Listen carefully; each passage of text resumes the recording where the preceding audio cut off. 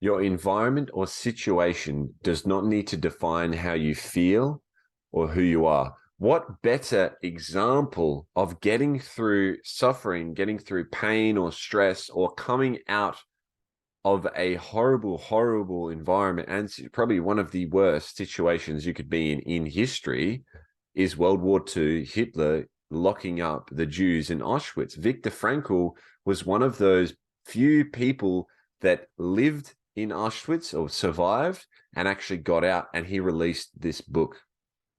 His family, his friends, most of them died all around him, and he could have died at any second. It's absolutely harrowing, the story he tells in the book, where there's two trains and the Jews are loaded up into the trains, and there's two trains going off, and one train goes off to the where they gas them, they're all going to die, and one train goes off to a different hard labor camp.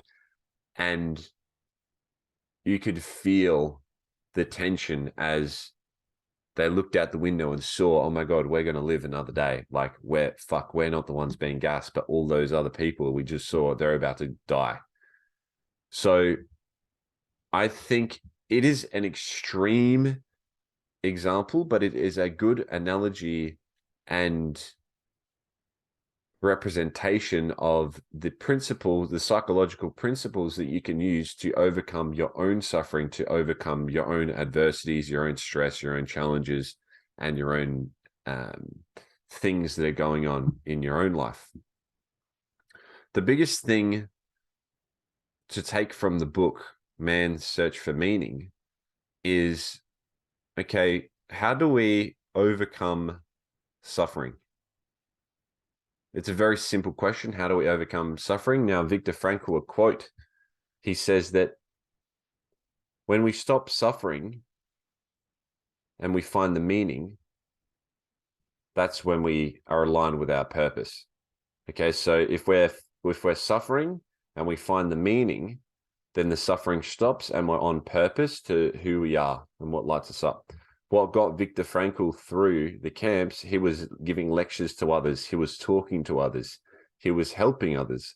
He was figuring out his own mind and figuring out, okay, what's going to give me meaning? What am I going to do after this? He was projecting forward. He was changing his perspective of what he was going through. And he was thinking, wow, I can write a book. I can share this incredible story. So those are all of Viktor Frankl's values. Now, if all of us are locked up in a concentration camp, if all of us think about how we're going to write a book and analyzing psychology, none of us are actually going to get through because we all have different sets of values. So the key from the book is, where are you suffering most right now? Where have you in the past where you felt you have suffered? And analyzing where are the benefits inside of that suffering. It is a very hard question to ask. Okay, what are the benefits? But if you're conscious of the negative and the downside, then you're unconscious of the positive side and the meaning. The meaning is the mean in between both. So if you think something is all negative, you're not going to have the meaning. If you think something's all positive, you're not going to have the meaning. Meaning comes from when you can dissect the negative and find the positives, and when you can dissect the positives and find the negatives, because the mean, if you're a mathematician and you understand year 5 maths, right? The mean is the middle in between both ends. So when you see that things both have positives and negatives, you go, oh, okay, that's my purpose. This gives me meaning and fulfillment by this dialectic, this contrast of opposites. Okay, so find whatever is extremely negative that you perceive in your life. Where is your suffering? Is it loss of a loved one? Is it not being in a mental, physical, spiritual, familial, social, financial, vocational position that you're in at the moment? And ask yourself, okay, what is the benefit to this suffering that I'm going through?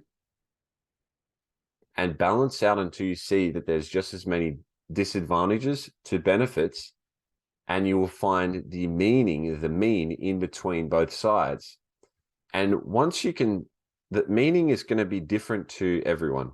So I think he doesn't really talk much about this in the book, but meaning is individual to who you are.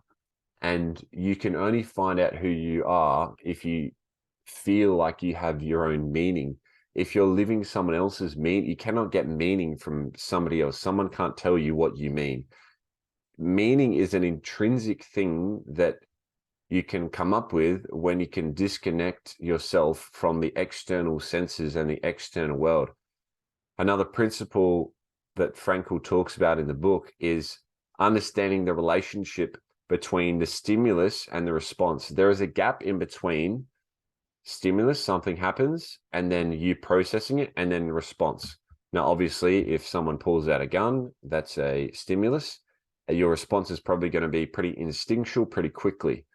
That's one end of the spectrum. The other end of the spectrum, you have two choices. Do I get out of bed, or do I stay in bed and sleep in more? One is a stimulus. Okay, I've just woken up. I'm getting a stimulus of I'm in my bed. I'm woken up. I'm a bit drowsy. I can smell things. I can taste things. I feel the sheets. That's a stimulus.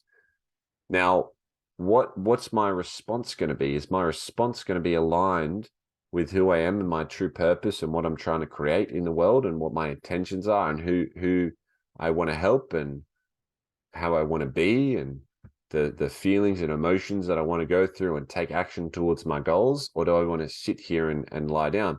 Because if we've all had it where we've woken up to our alarm, or maybe we've woken up in the morning and our body is saying, go back to sleep, go back to sleep. Okay, so that's the stimulus. Now we can decide what response we want to have. Okay, so there are two ends of the spectrum. One's a pretty open, free choice. One's pretty instinctual. So we're going to have stimuluses and responses in between all of those. I don't like the blanket statement of you control how you respond, because you don't really, because once you're emotionally hijacked by your amygdala, you're not really running yourself. You're not in control. You're out of control because you're being run by a lower mind and you're overcome by emotions. So you want to train yourself to get better at recognizing the emotions that you feel, the emotions that you control. Maybe is it anger? Is it grief? Is it regret? Is it guilt? Is it shame? Is it, for me, I get really, really excited and it overwhelms me. So I have to catch myself. Oh, am I getting too excited? Okay, that's the stimulus. I'm getting excited. How do I want to respond? Do I want to respond and go and do some mindset work and make sure that I'm humble myself and I balance myself out, just chill out a bit, and I think of the disadvantages, I think of the obstacles, I think of the challenges, the stresses.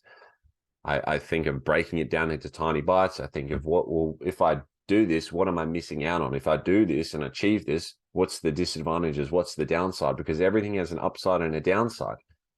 Just like a coin has a heads and a tails. Just like a sword has double-edged sword. Where does that saying come from?